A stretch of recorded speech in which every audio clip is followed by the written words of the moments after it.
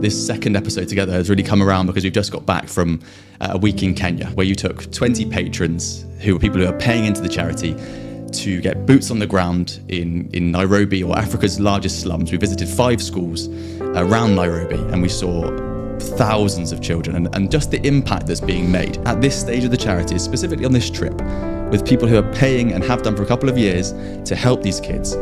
Which part of that trip emotionally struck you the most? I think that the first thing for me was the scale of the poverty. These kids were suffering from malnutrition.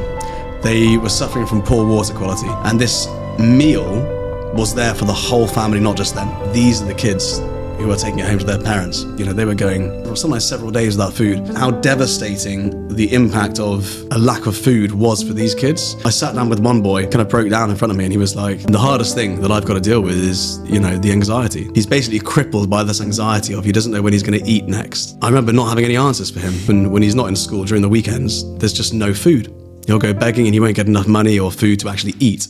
He spends the entire week worried about not eating at the weekend because they go to school, they get one meal. At the weekend, they get nothing. He said to me that he used to sniff glue in order to numb the physical pain of not being able to eat. And I asked him, does he still sniff glue to do that, to avoid the pain? And he says since he started martial arts, he's stopped doing that. He says he's got something every day he looks forward to.